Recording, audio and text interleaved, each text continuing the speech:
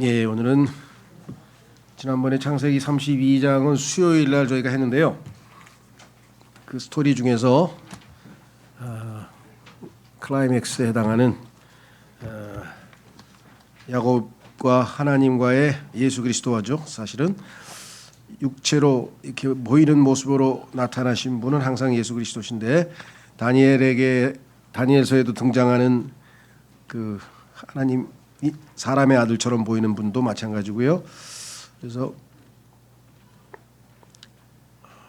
32장에서 그 중에서 24절부터 아시다시피 이제 32장에서 야곱이 소위 말하면 에서를 참 만나게 될까봐 두려워서 지금 하나님께 여러 가지 형태로 기도도 하고 또 작전도 짜고 나름대로는 지금 여러 가지를 했는데 하나님께서는 저 두고 보시다가 뭐라고 말씀하셨냐면 그대로 계속해서 놔두었다가는 아직 본인의 이 자아가 충분히 처리되지 않은 상태에서 하나님의 뜻을 이루시기가 어렵겠다고 판단하신 것 같아요. 그래서 이제 소위 말하면 여기서 이제 씨름이라고 했는데요. 야곱을 자아를 내려놓게 하시는 일종의 훈련이라고 할 수도 있고요, 징계라고 할 수도 있고요, 또 회초리라고도 할 수도 있고요. 뭐라고 표현하든지 간에 그와 같은 상황이 된 것 같습니다. 그래서 나눠드린 교재에 보시면 야곱에서 이스라엘로 이렇게 지금 되어 있죠. 성경에 보면 이름을 바꾼 사람들이 좀 종종 있죠. 예를 들면 제일 유명한 사람 아브람이었는데 아브라함, 그래서 이름을 바꿨죠. 이렇게 높은 사람에서 많은 사람들의 아비 이렇게 이름 바꿨다. 또 신약에서는 사울이었는데 사울이 바울로 또 이름이 바뀌었죠. 그래서 이 두 사람은 바뀐 이름으로 계속해서 성경에 보면 등장합니다. 그렇죠? 이름이 한번 바뀐 다음에 옛날 이름을 사용한 적은 없는 것 같아요. 근데 이제 시몬 베드로, 예수님께서 이제 원래 이 시몬이라고 하는 이름을 갖고 있는 자를 베드로로 이름을 이제 바꿔줬는데 돌이란 뜻이죠. 그래서 이 시몬 베드로의 경우에는 종종 시몬이라고 하는 이름도 사용된 것 같아요. 그러니까 베드로로 쓰였다, 시몬으로 쓰였다 그러는데 특히 시몬 베드로라고 하는 이름도 두 개가 붙어서 사용된 경우도 있어요. 제일 우리가 기억하기 쉬운 곳은 베드로후서 1장입니다. 베드로후서 1장으로 한번 가보시면요, 거기에 시몬 베드로라고 자기를 소개해요.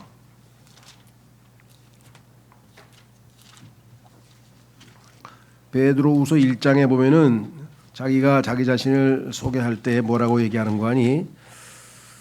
이렇게 썼죠. 예수 그리스도의 종이자 사도인 시몬 베드로는 이렇게 썼죠. 자신을 예수 그리스도의 종이자 사도인 시몬 베드로. 그런데 베드로 전서에 가보면 조금 달리 표현을 했어요.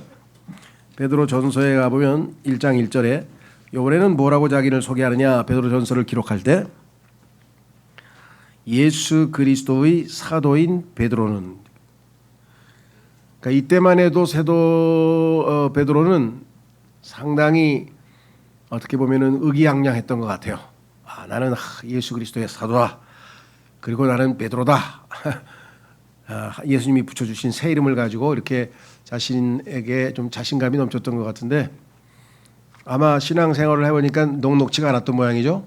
상당히 자아도 많이 드러내고 여러 가지 면에서 실수도 하고 여러 가지 일들이 있었던 것 같아요. 그래서 결국은 베드로후서 쭉 봤을 때에는 하나님께서 영감으로 주신 편지를 쓸 때 그 마음에 자기 자신을 사도 이전에 예수 그리스도의 사도라고 하는 보내심을 받은 자라는 뜻인데, 사도 이전에 내가 정체성이 더 중요한 게 있다. 그게 뭐냐면 예수 그리스도의 종이다. 그래서 종을 앞에다 지금 내세웠어요. 예수 그리스도의 종. 그리고 또 동시에 사도죠. 그래서 베드로후서에서는 종이 앞에 나와 있죠. 종이자 사도인. 다음에 베드로는 이렇게 안 하고 종으로서의 자신의 겸손한 마음일 경우에는 뭐라고 했냐. 여기 보시면 시몬 베드로는, 시몬은 옛사람 아니에요. 그러니까 자기가 아직도 우리가 야곱과 이스라엘로 치자면 야곱의 스타일로 살고 있는 경우가 여전히 많이 있더라 이 말이에요. 오늘 주인공인 야곱도 마찬가지입니다. 야곱을 하나님과 씨름 후에 하나님께서 이름을 이스라엘로 바꿔주었습니다. 이스라엘, 하나님과 겨루는 자 또는 하나님의 왕자, 이렇게 해서 완전히 육신적인 사람이 소위 말하면 영적인 사람으로 상당한 큰 변화를 이제 겪었지만, 그럼에도 불구하고 야곱이 하나님이 말씀하신 대로 항상 이스라엘이라고 하는 이름에 걸맞게 살아갔느냐? 그렇지는 않다는 거죠. 그렇죠? 그래서 성경에 보면은 이후에, 즉 분명히 하나님께서 이제 더 이상 뭐라고 얘기했느냐면은 28절에 너의 이름은 더 이상 야곱이라 불리지 아니하고 다만 이스라엘이라 불리리라. 이게 하나님이 선언하셨는데도 불구하고 하나님 자신도 때로는 이스라엘이라고 안 부르시고 야곱이라고 부르실 때가 있어요. 자, 여러분들 하나님의 이름 가운데, 칭호 가운데 아브라함의, 그렇죠? 아브라함과 이삭과 야곱의 하나님, 그렇죠? 그렇게 붙일 때가 있죠. 하나님의 타이틀에. 근데 거기 왜 이스라엘로 안 하고 야곱이라고 하는 옛사람이 들어갔을까? 그 증거가 성경에 보니까 야곱에서 이름은 이스라엘로 바꿨는데 거기에 걸맞게 빨리 잘 성장한 게 아니라 계속해서 여전히 육신적인 모습을 나타내서 총 45번에 걸쳐서 야곱이라고 불렸어요. 그 이후에도 성경에서. 반면에 이스라엘로 불리울 때는 23번밖에 안 돼요. 그러니까 야곱 스타일로 산 게 변화된 이스라엘로 산 것보다 2배나 많은 모습을 보였다는 거예요. 그렇죠. 제가 웃으면서 그냥 이건 순전히 제 개인적인 생각이기 때문에 뭐 성경적인 근거나 이런 건 아닌데, 그래서 야구 선수도 4할 타율이면 뭐 엄청나게, 야구 다 아시나요? 하여간 타순에 들어서서 4번을 안타를 치고 그러면은 엄청나게, 그런 우리나라 프로야구 역사가 몇십 년 되는지 모르겠는데 하여간 딱 한 선수가 한 명밖에 없어요. 그 정도로 잘한 선수가. 그리고 3할만 돼도 그냥 아주 최고의 수준의 선수라고 치거든요. 그 우리나라에서 그냥 그 뭐라 그럴까 막 쟁쟁하게 막 3할 이상으로 치던 그 이정우 뭐 이런 사람 가서 뭐 2할 오픈도 지금 칠까 말까 하고 지금 다 그럴 정도로 지금 이제, 그러니까 10번에 걸쳐서 야곱이라고 불리는 순간은 3번밖에 없었다. 아니죠, 이스라엘이라고 불리는 순간은. 나머지 6번, 7번은 다 이스라엘처럼 못 살고 야곱처럼 살았다. 이런 걸 봤을 때 정말 우리의 이 땅에서의 삶은 정말 뭐랄까요, 녹록지 않은 삶이다 이렇게 생각이 됩니다. 자, 그래서 24절로 한번 가서 본문 말씀으로 한번 가보겠습니다. 창세기 32장 24절에 그리하여 야곱이 홀로 남겨졌는데 거기서 한 남자가 독이 틀 때까지 그와 맞붙어 싸웠더라. 자, 여기 오늘 보니까 야곱이 홀로 남게 됐다. 이제 아무도 의탁할 그 누구도 없어요. 그래서 결국은 이제 홀로 남게 돼서 쓸쓸히 하나님 앞에 이제 서야 되는데, 결국은 홀로 남게 된 이유 중에 하나는 자기 중심적 생활의 결과라 이렇게 볼 수가 있겠죠. 자, 그래서 여기 보시면 A번에 야곱의 모든 관계가 다 망가져 버렸다. 지금까지 나름대로 열심히 신앙생활을 하는데 아버지 이삭과는 껄끄러운 상대가 됐죠. 아버지를 속였으니까. 리브가는 어머니가 가르쳐준 책략에 따라 목적은 달성을 했는데, 장자권도 빼앗고 목적은 달성했는데 그 결과로 말미암아 고향을 등지고 타향살이를 하게 됐고, 그 이후에 어머니를 얼굴도 못 봤으니 참 안타까운 관계가 됐고, 그다음에 형 에서와는 이제 원수지간이 됐고, 그다음에 외삼촌 라반은 뭐 자기를 거의 그냥 종 부려먹듯이 부려먹었으니까 모든 관계가 다 지금 엉클어져 있는 상황인 것이에요. 자, 그래서 이 야곱의 육신적인 신앙생활의 결과 결국은 이렇게 된 상황이죠. 더더구나 더 우리에게 치명적인 것은, 여기서 야곱에게 치명적인 것은 하나님과의 관계도 지금 이제 단절이 돼가지고 베델에서 하나님을 만나서 우리로 치면 회심을 하고 구원을 받고 신앙생활을 하는 와중에서 하나님과의 그 어느 정도의 교제가 유지되다가 결국은 지금 그분과의 교제 가운데 걷지도 않고 자기 중심적인 육신적 신앙생활을 이끌어가고 있다. 자, 여기까지 왔을 때 하나님께서 개입하지 않을 수가 없겠죠. 하나님께서 지금 야곱을 계속해서 주시하고 계시고 그를 변화시켜야 되잖아요. 말씀드린 것처럼 우리 그리스도인들도 이 소위 말하면 이 돌에서 정말 이 그 보석으로 바뀌게 되려면 아주 오랜 기간의 이 열과 압력이 가해지면 돌이 소위 말하면 보석이 되잖아요. 특히 예를 들면 석탄이 다이아몬드하고 화학 성분은 똑같은데 가치는 석탄과 다이아몬드의 가치가 뭐 얼마나 차이가 나겠습니까? 크잖아요. 그런 것처럼 똑같은 성분이지만 열과 압력이라고 하는 두 가지 요소가 오랫동안 작용해서 결국은 변화돼서 이 보석이 됐듯이 하나님의 지금 그 야곱이라고 하는 돌덩어리를 소위 말하면 드디어 이 보석으로 만드는 작업이 아마 시작이 되는 것 같아요. 자, 그래서 이제 주님과 씨름함 두 번째 문단으로 가보는데, 여기 보시면 놀라운 거는 거기서 한 남자가 싸웠더라 이렇게 돼. 거기에 이미 계셨던 거죠. 어디에 딴 데 계시다가 오셨다는 말이 없잖아요. 다만 안 보이셨을 뿐이죠.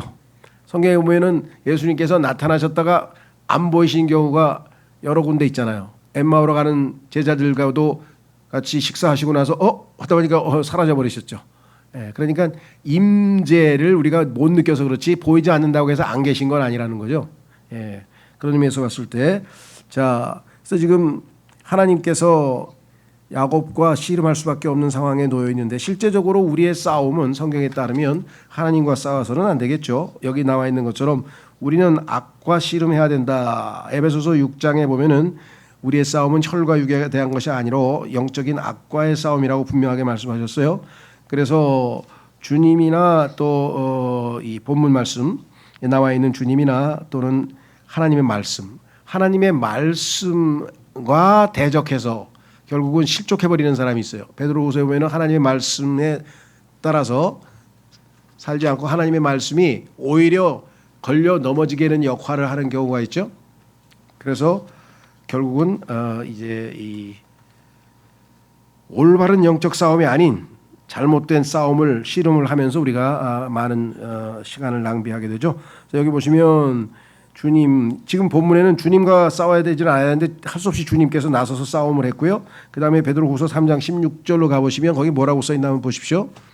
베드로후서 3장 16절로 확인해 보겠습니다. 베드로후서 3장 16절.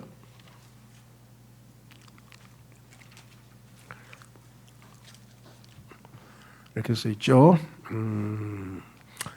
또한 그의 모든 서신들에 있는 것 같으니 그 안에서 이런 것들에 관하여 말하였느니라. 그의 서신들에는 이해하기 힘든 것들이 일부 있는데 배우지 못하고 불안정한 자들이 다른 성경 기독들을 왜곡한 것 같이 그들이 그의 서신들도 왜곡하여 그들 자신의 멸망에 이르느니라. 그러니까 하나님의 말씀을, 그렇죠, 말씀과 싸워서 그걸 왜곡시키면은 곤란한 얘기다.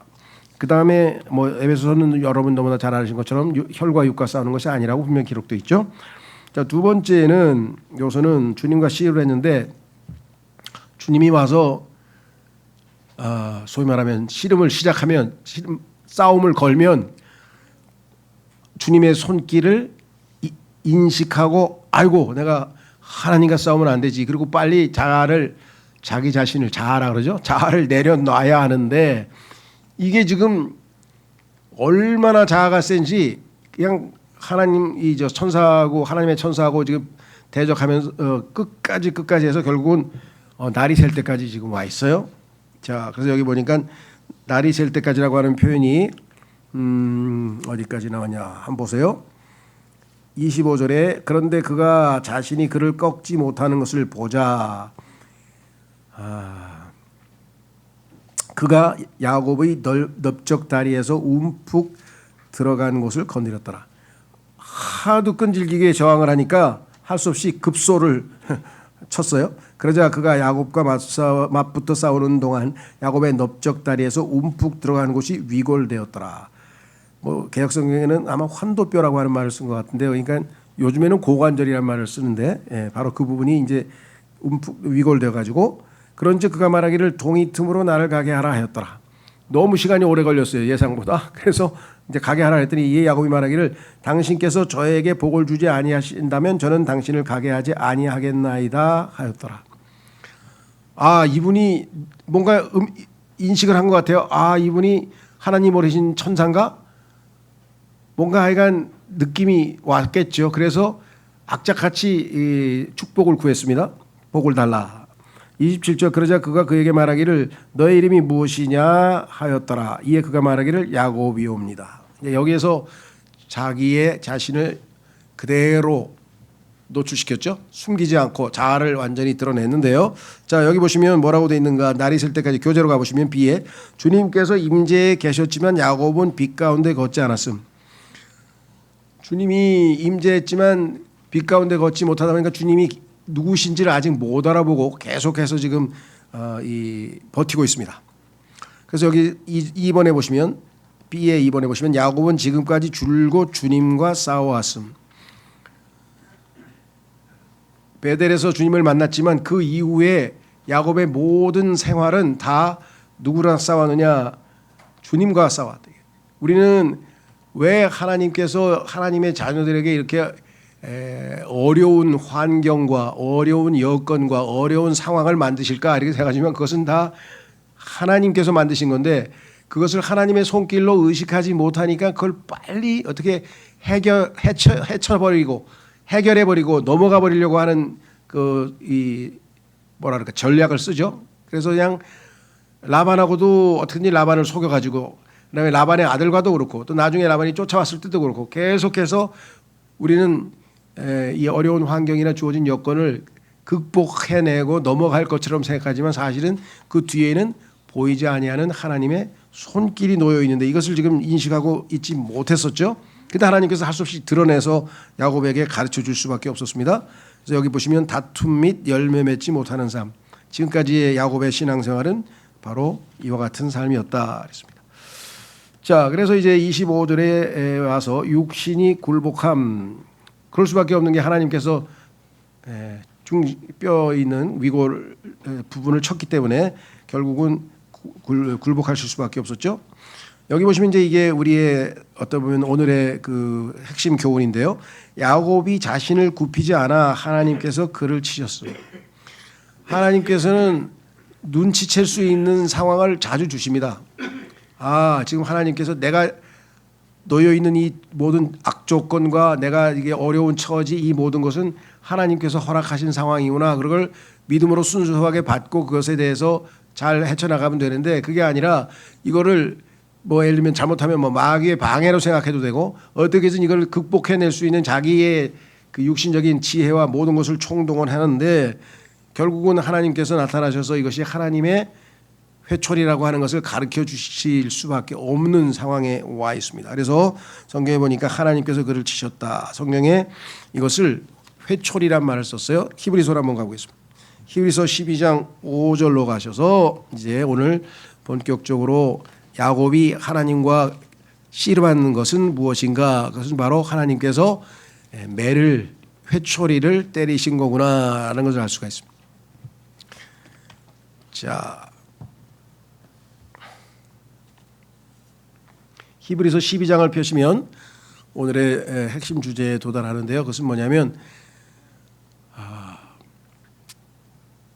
성경에 보면 그리스도인이 육신적인 상태에서 벗어나서 이제 영적인 그리스도인으로 바뀌어야 되는데 그 과정에서 하나님이 내리시는 여러 가지 징계가 있습니다. 그래서 성경에서 징계에 관한 아주 핵심적인 장이 바로 히브리서 12장이에요. 자, 여러분 아시다시피 히브리서 11장은 뭐라고 우리가 부르죠? 히브리서 11장은 믿음장이라고 그러잖아요. 그렇죠? 그다음에 히브리서 12장에 가면은 징계의 장이에요. 그러면 13장에 가면은 그 징계의 결과 열매로 의의 화평의 열매를 맺는다고 하신 것처럼 열매 맺는 장면이 나옵니다. 자, 그래서 12장을 거쳐야, 그렇죠, 가지치기를 해야 많은 열매가 맺히듯이 하나님께서는 결국은 가장 중요한 훈련을 시키시고 계시네요. 자, 확인해 보겠습니다. 히브리서 12장 1절로 가서 이런 이유로 우리도 이처럼 커다란 구름 같은 증인들로 둘러싸여 있으니, 지금 우리가 믿음의 경주, 이 땅에서 신앙을 경주로 비유했잖아요. 우리가 시합에 나간 선수인데 선수에게는 항상 응원단이라는 게 있잖아요. 응원단. 그 응원단은 지금 셋째 하늘에 우리보다 앞서간 우리 선배들, 그래서 이처럼 커다란 구름 같은 증인들로 둘러싸여 있으니 우리가 모든 무거운 것마다 벗어버리고 너무 쉽게 우리를 에워싸는 죄를 벗어버리자.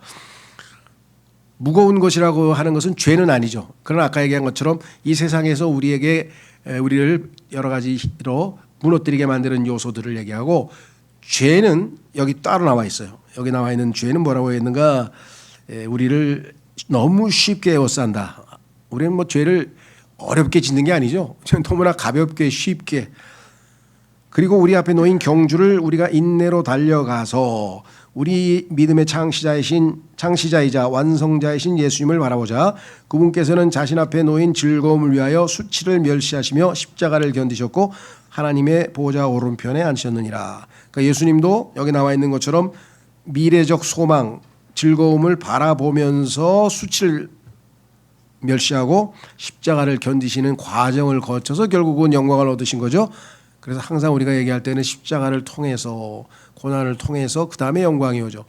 그래서 예수님의 초림은 고난이었고 예수 그리스도의 재림은 영광이었다. 3절 그런즉 자신을 대적하는 죄인들의 그와 같은 반박을 견뎌내신 그분을 깊이 생각하라. 예수님을 깊이 생각하면 우리가 능히 우리가 겪는 고난에 대해서도 올바른 판단을 할 수가 있겠죠. 이는 너희로 하여금 너희들의 생각들 속에서 지치고 낙담하지 않도록 하려 함이라. 예수 그리스도를 깊이 생각하면 그분으로 인해서 힘을 얻고 소망을 얻고 다시 일어나지, 주저앉거나 여기처럼 지치고 낙담하지 않는다, 이 말씀이고요. 4절 너희가 죄를 대적하여 분투하여도 아직 피 흘리기까지 저항하지는 아니하였느니라. 우리가 죄를 짓지 않기 위해서 있는 힘을 다해서 죄와 저항을 하더라도 아직 생생하게 살아야 돼. 죽기까지 한 건 아니지 않느냐. 5절 그리고 너희가 자녀들에게 하듯이 너희에게 같이 이야기하시는 권면을 잊었도다. 마치 자녀에게 부모님이 권면하듯이, 달래듯이, 충고하듯이 하나님께서도 우리에게 충고를 해주셨는데, 권면을 하셨는데 그걸 잊어버려서 문제가 생겼다. 무슨, 여기 나와 있죠. 5절 나의 아들아 너는 주의 징계를 멸시하지 말고 내가 그분께 꾸짖음을 받을 때 낙심하지 말라.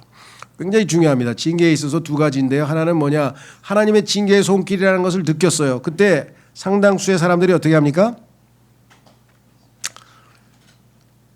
무시해버린다, 멸시해버린다 이게. 여러분들 부모님이 야단칠 때 그 야단을 진정성 있게 받아들이면 생활을 고치고 삶을 고치고 변화가 돼서 훨씬 더 훌륭한 자녀로 성장할 텐데, 저 놓친네 또 잔소리하네. 에이, 이런 사람이 있어요.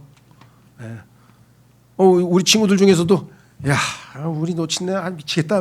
왜 그러니까 잔소리한다고. 그 자기 부모를 그렇게 막, 그래도 니네 아버지한테 놓친네가 뭐야. 그러니까 우리 주변에 보니까 그렇죠. 부모님과 특히 이제 성경에 보면 이제 육신의 아버지하고 영적인 아버지를 비교했으니까 육신의 아버지를 아주 우습게 여기는 사람이 너무 많아요, 우리 주변에. 하나님께서는 지금 그를 잘 단련시키기 위한 도구로 하나님이 주셨는데, 그렇죠? 자, 그래서 여기 뭐라고 얘기를 했느냐? 첫 번째는 멸시하면 안 돼요. 하는 소리 또 하는 거야. 이러고 무시하거나 멸시하면 안 되고요. 두 번째, 반대도 있어요. 아버지가 너무 엄하고 무서워가지고 아버지가 그냥 눈만 한번 부라리거나 아니면 주먹 한번 지고 이게 그냥 그러면 그냥 막 벌벌벌 기는 사람이 또 있어. 두 가지 극단이죠. 하나는 그냥 하나님의 징계를 우습게 여기는 사람과, 하나는 그냥 그 징계 앞에 너무 하나님이 나를 너무 미워하시는구나, 나 그냥 또 버리시는가 보다 하고 막 낙심해가지고, 이 두 가지를 피하라 이 말이죠. 그러면 자, 논리적으로 하나님은 나를 사랑하셔서 자신의 아들을 주기까지 사랑하신 분인데 왜 나에게 이렇게까지 어려운 상황을 허락하실까? 그렇죠. 그걸 깊이 생각하는 거죠. 예수님 깊이 생각하듯이 생각하면 생각할수록 이제 뭔가 하나님께서는 이유가 있으시구나 이렇게 될 거 아니에요. 그래서 그럴 때 잘 인내하고 이 징계를 견뎌내면 징계 효과가 나오는 거예요. 하나님께서 그 효과를 얻기 위해서 지금 징계를 하시는 거죠. 여기 써 있습니다. 6절 이는 주께서 사랑하시는 자를 친히 징계하시고 그분께서 받아들이시는 모든 아들마다 채찍질하시기 때문이라. 여기에서 이제 많은 그리스도인들이 오해하거나 실패하거나 어려운 환경에 처했다. 그게 뭐 자기 삶에서 인생에 있어서 신앙생활은 나름대로 열심히 해보려고 뭐 기도도 하고 교회 생활도 하고 막 하는데 뭔가 자꾸만 일이 안 풀리고 일은 꼬이고 더 어렵고 막 그렇게 하면은 많은 사람들이 어떻게 생각해요? 하나님께서 나를 미워하시는가 보다. 그렇게 생각하는 분이죠. 근데 성경에 보니까 징계의 대상은 미워하시는 분이 아니고 사랑하는 사람에게 징계한다고 성경에 있었어요. 사람들은 말로는 사랑의 매라 그러지만 아닌 경우가 많죠. 부모들이 화가 나서 자식들 때릴 때도 많잖아요. 진짜 사랑의 매가 아니고 화를 못 참아서 또는 성질을 못 참아서 그럴 때가 많죠. 자기 기분에 따라서. 근데 하나님의 매는 정말 사랑의 매야. 여기서 있잖아요. 주께서 사랑하시는 자를 친히 징계하시고. 우리가 상식적으로 생각하면은 하나님께서는 뭐예요? 못된 자식을 불효자를 징계하시고 이렇게 될 것 같은데 그게 미움은 아니에요. 그래서 여기 나와 있죠. 사랑하시는 자를 친히 징계하시고 받아들이시는 모든 아들마다 하나님이 아들로 받아주셨어. 그래서 인정했는데 채찍질하시기 때문이라. 더 하나님 앞에 합당하고 올바른 자녀로 만들기 위해서 하나님의 일종의 강한 교육 훈련 방식이 여기 나와 있죠. 만일 너희가 징계를 견뎌낸다면 여기서 막 아까 얘기했던 낙심해가지고 막 주저앉아버리거나 하나님께 징계를 멸시하고 그냥 뭐 상관없어 뭐 이러고 대든다거나 이게 아니고 잘 견뎌낸다면 하나님께서 아들들을 대하듯 너희를 대해주시리라.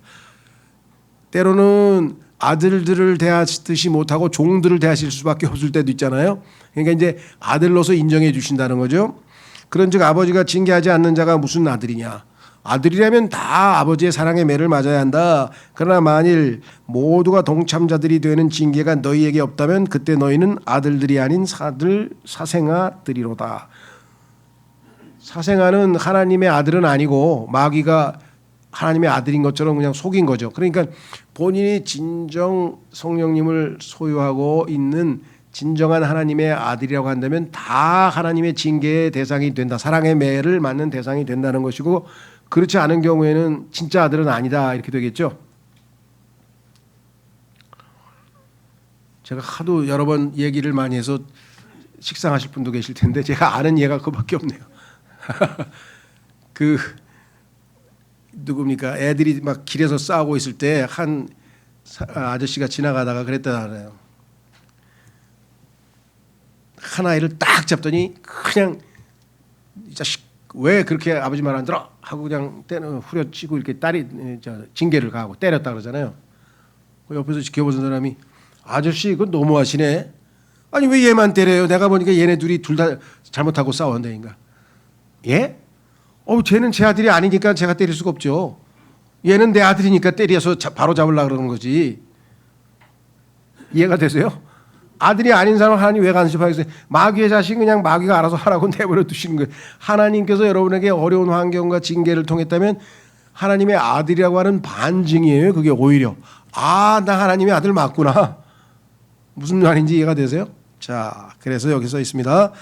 더욱이 우리를 바로잡았던 우리 육신의 아버지들이 있었으며 어릴 때 자랄 때 그래도 아버지가 때로는 매도 때리고 회초리도 때리고 해서 아버지의 권위를 행사하는 경우가 일반적이잖아요.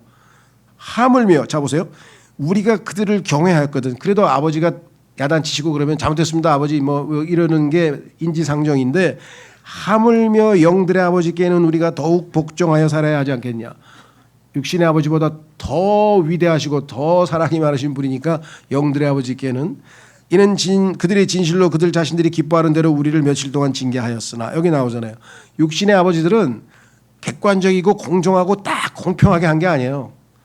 자신들이 기뻐하는 대로, 자기 방식대로 편견이 들어가고 자기 주장이 들어갔을 거 아니에요. 근데 하나님은 그런 분이 아니에요. 그분께서는, 우리 하나님께서는 우리의 유익을 위하여 징계하셨기 때문이니, 징계의 목적이 우리의 유익을 위해서 하셨고요, 우리로 하여금 그분의 거룩함의 동참자들이 되게 하려 하심이라.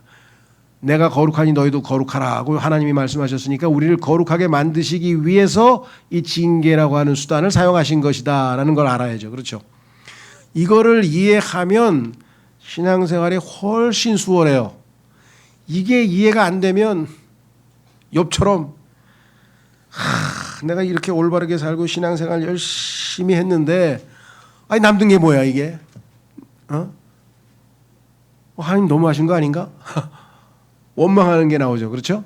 자, 여기 보시면 11절, 지금 당장은 어떤 징계도 즐거워 보이지 않고, 성경에 보면은 지나치게 의인이 되지 말라는 말씀이 잠언에 나오는데 바로 그거예요. 그러니까 어떤 사람은, 자, 요거 용어를 잘 오해없이 들으세요. 하나님께서는 우리에게 다 각자에게 맞는 십자가를 다 주셨어요.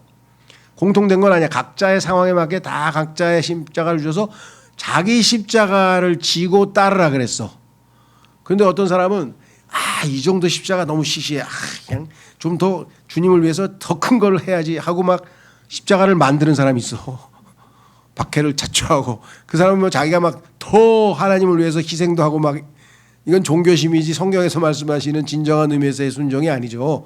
그래서 성경에서는 지나치게 의인이 되지 말란 말이 나오는 거예요. 어떤 분은 보면 너무 부담스러워. 우리 주님을 위해서 그냥 버리고 그냥 죽읍시다. 막 그런 설교하는 사람도 있어요. 그런, 이게 뭔가 하나님의 말씀이 우리에게 와 닿아서 우리가 진정한 의미에서의 변화가 일어나는데 그게 아니라 부담으로 작용하는 거예요. 부담으로. 그렇죠? 야, 이거 나 뭐 하나님 앞에 이게 지금 잘 먹고 잘 살 이거 다 죄인가? 이거 다 막 고통스럽죠. 자, 여기 나와 있는 것처럼 뭐라고 얘기하는 거 하냐? 지금 당장은 어떤 징계도 즐거워 보이지 않고 오히려 비통해 보이지만, 징계는 고난이고 고난과 고통은 우리가 힘들죠. 그럼에도 불구하고, 이게 이제 정답이죠. 이후에, 자, 그럼에도 불구하고 그것은 이후에, 여기가 이제 정답이에요. 지금 당장은 괴롭지만 조금 지나다 보면 징계로 훈련된 자들에게 화평한 의의 열매를 맺느니라. 여러분들 우리 보면 뭐 여러분들은 저기 군대 갈 때 다 보면 그냥 정말 껄렁껄렁한 육주 훈련 딱 받고 나면 뭐 경례도 제대로 하고요. 사람이 달라져 보여. 그렇죠? 행동 거지나 뭐 말하는 거나 뭐, 그리고 또 그냥 평소에 그렇게 불효자라도 그냥 군대에서 편지 쓰라 그러면 그냥 뭐 부모님 전상서 하면서 그냥 눈물겹게 감사합니다. 그리고 또 사람이 싹 바뀌어가지고 하는 거 보면 뭔가 징계 효과가 있는 것 같아요. 자, 그래서 훈련된 자들, 이게 중요합니다. 히브리서 5장에도 나오잖아요. 우리가 훈련이 되어야 단단한 음식을 먹을 수 있다. 그렇죠? 자, 그래서 이 exercise, 훈련이라고 하는 것은 우리에게 꼭 필요한 것이다 그랬습니다. 화평한 의의 열매를 맺느니라. 하나님의 최종 목적은 열매죠. 열매. 화평한 의의 열매를 맺느니라 해서 지금 징계의 효과가 나타나서 그 다음에 이제 우리는 12절서부터 어떠한 삶을 살라 이렇게 나왔습니다. 그래서 징계가 가져온 결과를 뒤에 설명하고 있습니다. 다시 교재로 돌아가셔서 이제 하나님이 사용하신 것 중에 하나가 이제 고난, 회초리가 있고요. 회초리. 두 번째는 뭐냐? 이것도 일종의 회초리긴 한데 굳이 얘기하자면 이건 성경에서 가시라 그랬는데 육체적 질병입니다. 우리가 너무 강하니까 하나님께서 우리를 약하게 만들으셔가지고 자아를 내려놓도록. 자, 확인해 보겠습니다. 사도 바울의 고백에서 나오죠. 고린도후서 12장 7절. 고린도후서 12장 7절. 이거를 체험한 사람은 하나님을 의지하는 게 훨씬 낫다는 걸 알죠. 자기의 모든 힘을 동원해 가지고 되는 일이 아니죠. 자, 사도 바울의 체험입니다.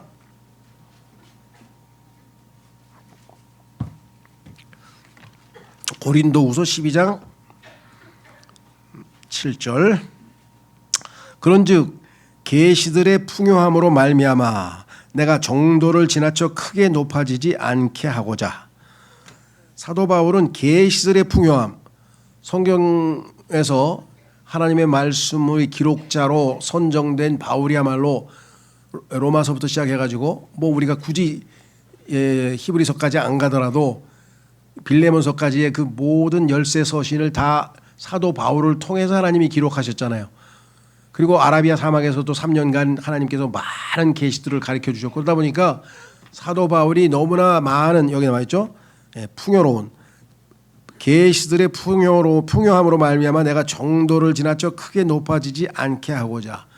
그러니까 사람들이 그냥 뭐 하면은 사도 바울, 뭐 하면 사도 바울. 그러니까 사도 바울이 계속해서 많은 사람들에게 높아져지면 어떻게 됩니까? 뭐 인간이니까 자동적으로 교만해질 거 아니에요. 그렇죠? 근데 하나님께서 그것을 예방하기 위해서 어떻게 했는가? 그게 소위 말하면 육체의 가시예요. 여기 써 있어요. 뭐라고 얘기했느냐?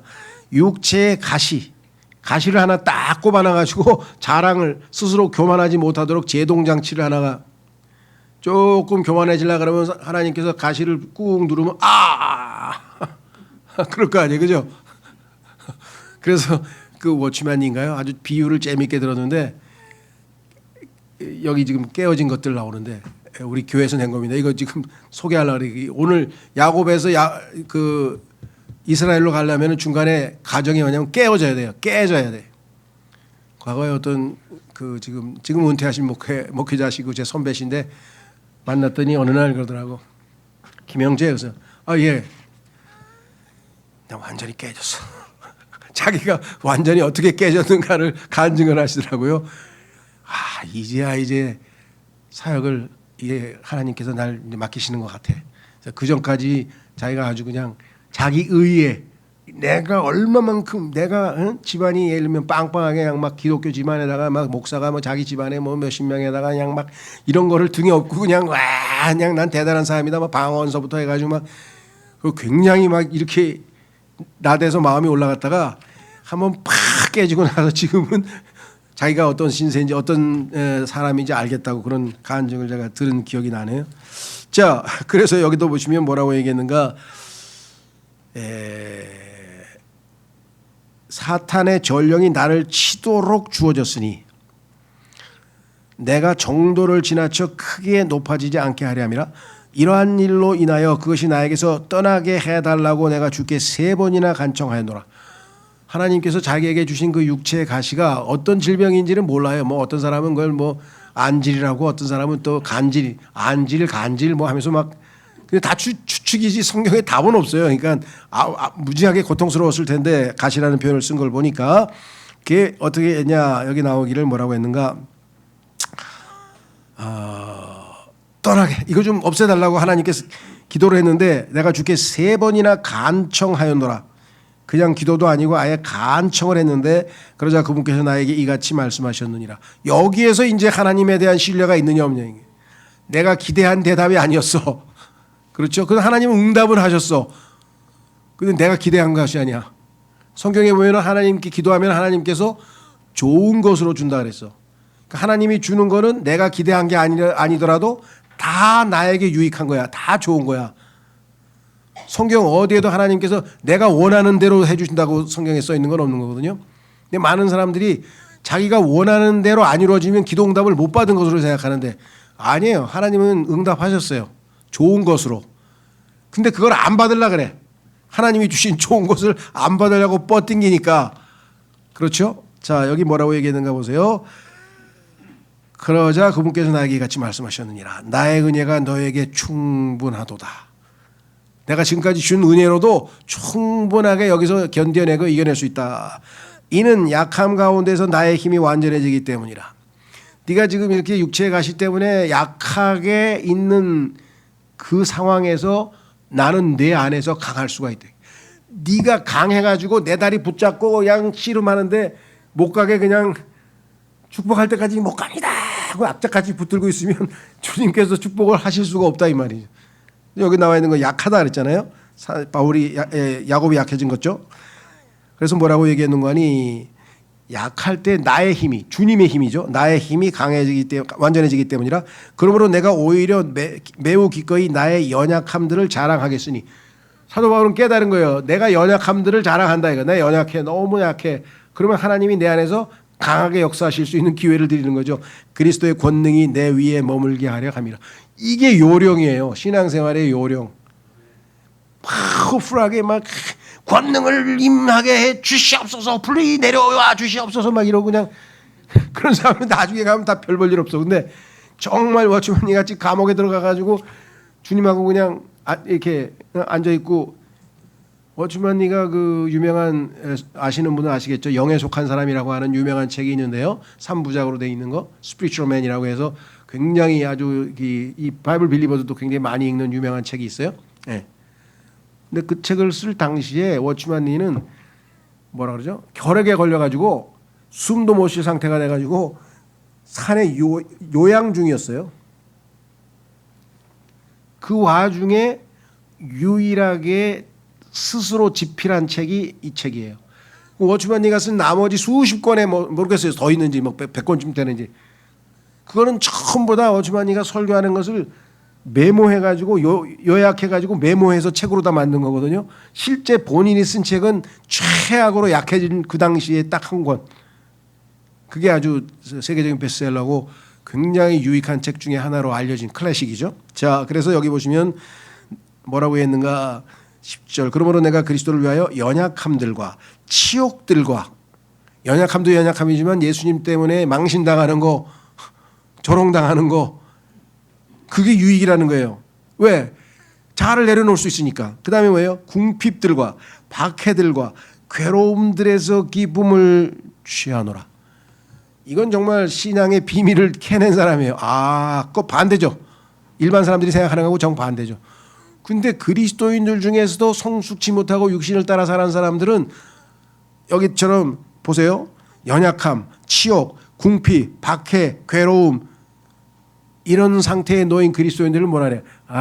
저 하나님 앞에 지금 버림받았구만. 하나님이 그냥 치셨네. 막 이렇게 생각을 해요. 근데 사실은 이게 여기 나와 있잖아요. 그 가운데서 기쁨을 취하노라. 이는 내가 바로 약한 그때 내가 강하기 때문이라.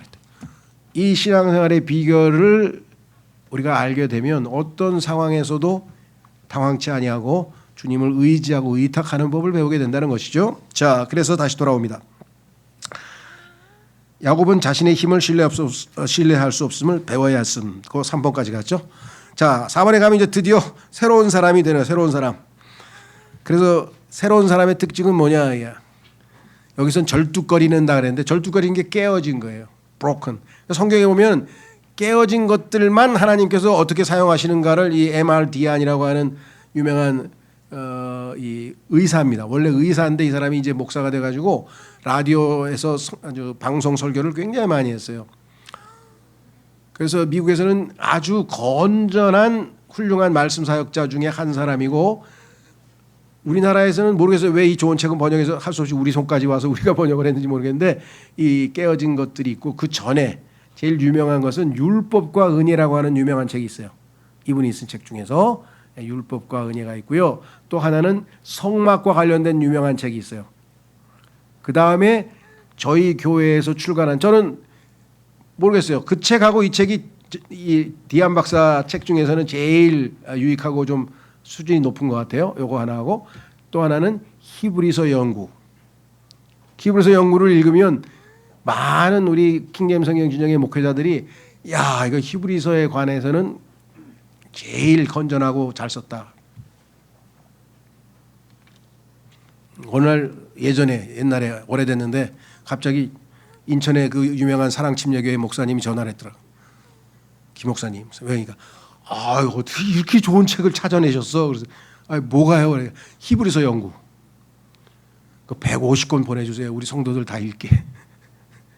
그래서 내가 또 안목은 있으시구나. 그 책을 꼭 읽어야 된다고 생각을 했다는 거죠. 그래서 영적 성장에 관한 가장 건전한 책이 우리 교회에서 히브리서 연구책, 혹시라도 안 읽으신 분들은 이건 정말 읽으면서 자기의 그 신앙 여정을 한번 좀 이렇게 점검해 보실 수도 있고 유익을 얻으실 수 있을 것 같습니다. 자, 그래서 다시 돌아옵니다. 새로운 사람이 됐죠. 자, 어디 갔습니까? 다시 이제 창세기로 돌아가야죠. 창세기로 돌아가서 32장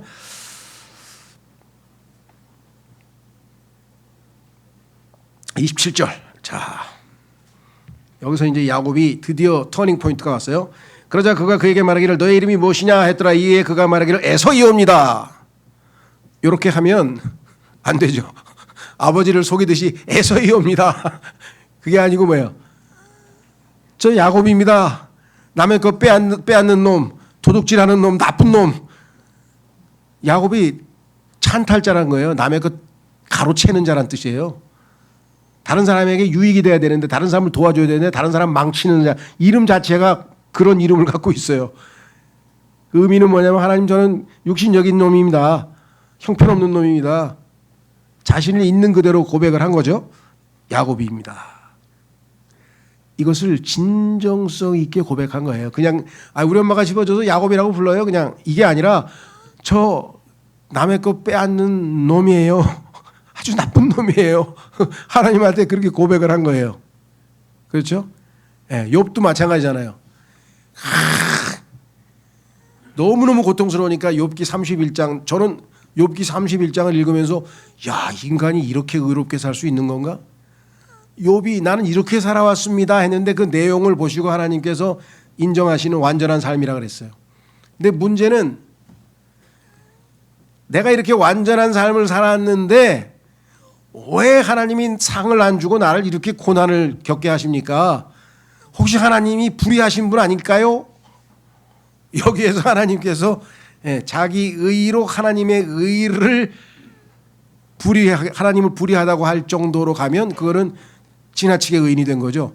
이거를 self-righteousness라고 그래요. 의로운 삶을 산 거는 훌륭하지만 나는 이 정도로 의로운 사람이야. 이거 왜 그래? 하는 순간 X가 되는 거예요.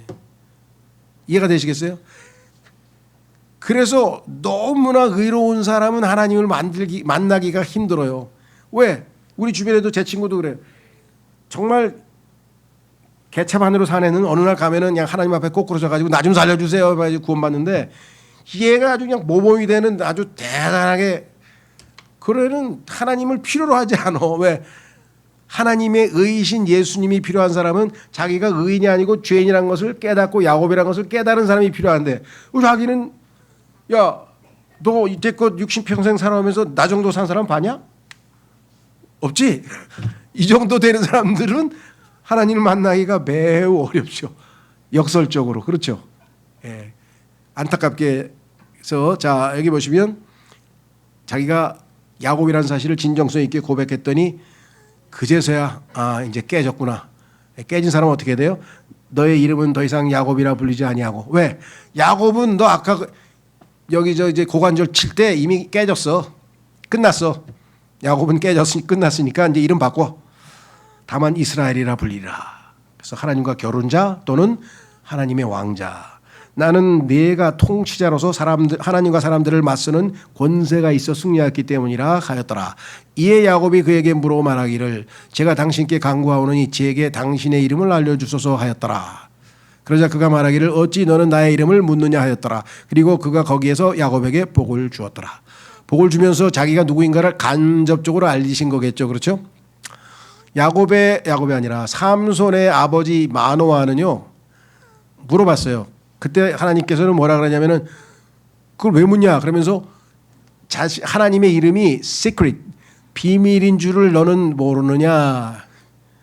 하나님께서 자신의 이름을 우리에게 함부로 알려주시지 않아요. 필요한 경우에 성경에 물론 계시하시지만요. 그래서 비밀이라고 말씀을 하셨고요. 그래서 알았죠. 하나님의 이름이구나. 하나님의 이름은 비밀이니까. 그래서 30절에 즉시로 그가 그 장소의 이름을 하나님의 얼굴이라고 자기 그 장소의 이름을 붙였어요. 여기 나오죠? 30절.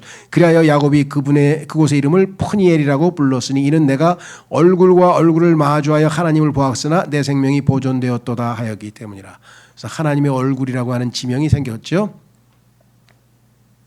우리나라는 뭐 어디 지난번에도 말씀드렸는데 브니엘 여고라는 데가 있더라고. 그래서 어떤 선생님이 그렇게 멋진 이름을 학교 이름을 지었는지 모르겠는데, 자, 그래서 여기 보시면 중요한 거는 뭐냐? 31절에 이제 야곱의 변화된 모습은 뭐냐? 우리가 생각하는 것처럼 화려하게 멋지게 등극해서 뭐 스타가 되고 뭐 이게 아니고 정반대로 갔어요. 그리하여 야곱이 그곳의 이름을 분이라고 31절 이윽고 그가 푸누엘을 넘어가는 동안 해가 그의 위로 솟았으나 그가 자신의 넓적다리를 절뚝거렸더라. 상당히 아주 뭐라 그럴까요? 딱 모순되는 것 같죠? 왜? 해가 떠올랐어요. 빛이 맺잖아요. 그래서 야곱은 쩔뚝거리고 있잖아요. 야곱은 어둠 가운데에서 씨름할 때는 뭐예요? 아주 막 쌩쌩했는데 이제 싸움에서 그 얻어맞고 이제 쩔뚝거리면서 태양이 떠오르는 거예요. 그러니까 빛 가운데 걷는 사람의 모습은 깨어진 상태에서 하나님의 다루심을 받아서 훈련을 통과한 사람들이 이제 영적인 생활에 돌입하게 되는 겁니다. 무슨 말인지 이해가 되셨죠? 예. 자, 그래서 절뚝거리는 사람들에게 하나님의 복이 임했다. 그래서 이것을 우리는 자기 십자가를 지고 간다고 변할 수도 있고요. 이제 육신을 따르지 아니하고 성령을 따르는 사람이 됐다고 변할 수도 있고요. 깨어진 그릇, 깨어진 것들이라고 표현할 수도 있겠고요. 그렇죠? 자, B번에 보시면 육신을 이기고 난 후에야 대적을 이김. 이제 우리가 영적 전쟁에서 마귀하고에 대해서 승리할 수 있는 것은 육신을 처리하고 나서 이루어지는 거죠. 자, 그래서 이스라엘 백성의 여정으로 치자면 여러분 잘 아시는 것처럼 광야에서의 훈련을 마치고 요단강으로 자기 자신이 다시 침례를 받죠. 그래서 자아를 묻고 다시 이제 완전히 영적인 사람으로 가나안 땅으로 들어가게 되죠. 그러면 거기 가면 뭐가 기다리고 있습니까? 젖과 꿀이 흐르는 땅, 예수님이 말씀하신 것처럼 풍성한 삶이 거기에 기다리고 있죠.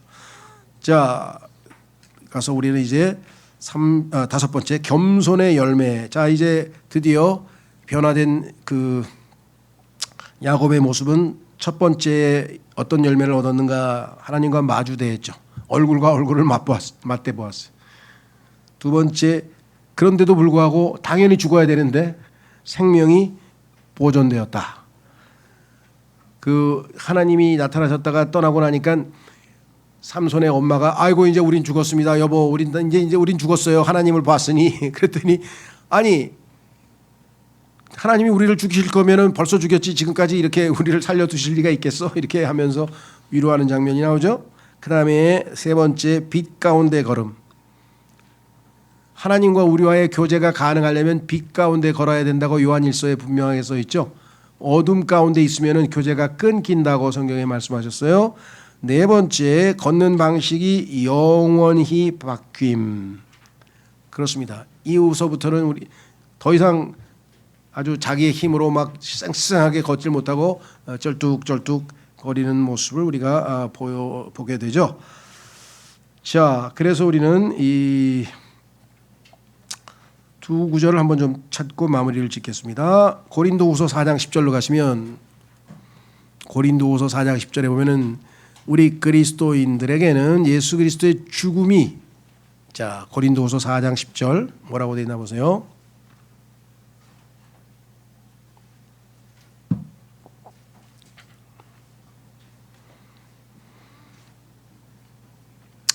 고린도후서 4장 8절에 보면 사도 바울의 간증입니다. 우리가 사면에서 공경을 당하나 그럼에도 괴로워하지 아니하노라. 보통이 아니죠. 사면에서 괴로움을 당하는데 공경을 당하는데도 괴로워하지 않는다는 거예요.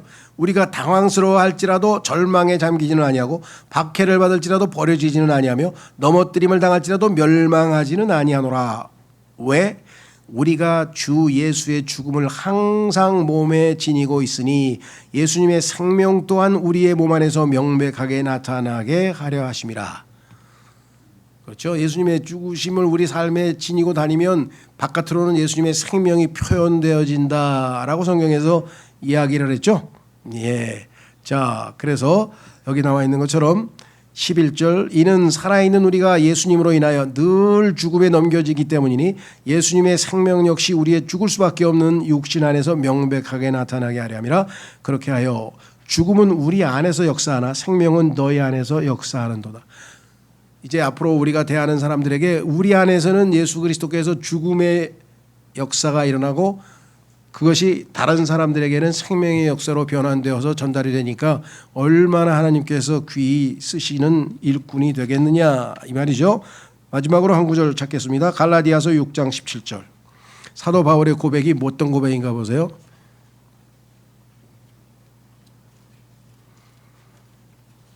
사도 바울의 고백 갈라디아서 6장 17절에 써 있습니다.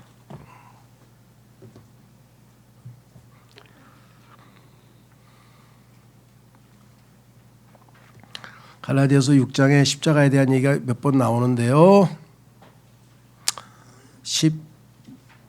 14절부터 보시면 그러나 내가 우리 주 예수 그리스도의 십자가 외에 무언가 자랑하는 것을 하나님께서 금하시기를 바라노라. 자랑할 것은 십자가밖에 없다. 그러므로 말미암아 세상이 나에게 십자가에 못 박히며 나도 세상에게 그러하니라. 또 십자가 나왔죠. 이는 그리스도 예수 안에서 할례든 무할례든 어떤 것도 효력이 없으며 오직 새로운 창조물만이 효력이 있기 때문이라. 새 생명. 그리고 이 법칙을 따라 살아가는 자들마다 평안과 자비와 그들 위와 하나님의 이스라엘 위에 있기를 기원하노라. 자, 17절이죠. 이게 지금 야곱의 모습과 딱 매치되죠. 이제부터 아무도 나를 괴롭게 하지 말라. 이는 내가 주 예수의 표들을 내 몸에 지니고 있기 때문이라. 야곱이 찔뚝거리는 것이 바로 주 예수 그리스도의 표라. 형제들아 우리 주 예수 그리스도의 은혜가 너희의 영과 함께 있기를 기원하노라. 아멘. 어떤 형태로든 사람마다 체험의 스타일과 종류는 다르지만 뭔가 내가 이제는 더 이상 야곱이 아니고 이스라엘로, 그렇죠? 하나님의 그 개입을 통해서 우리가 변화되는 그런 시점을 우리 삶에 겪어야만 되겠죠. 자, 그래서 우리는 이제 이 유명한 창세기 32장 성경에서 아주 중요한 핵심적인 장 중에 하나인데요. 이제 넘어가서 다음 수요일 날은 33장이고 그다음에 34장인데요. 의외입니다. 32장에 그 엄청난 체험을 했는데 33장, 34장에 가면은 이건 뭐 야곱이 변한 게 하나도 없잖아. 처럼 보여요. 그러니까 어느 하나님의 은혜를 크게 받았다고 해서 그 순간부터 그냥 샥 바뀌어가지고 막 단숨에 변화되는 게 아니라는 거죠. 생명의 현상은 과정이 필요한 것이죠. 그래서 결국은 하나님께서 계속적인 후속 조치로 47장에 가서 하나님이 최종적인 결과물을 얻을 때까지는 지속적인 하나님의 훈련이 진행이 된다. 시간에 기도하고 마치겠습니다.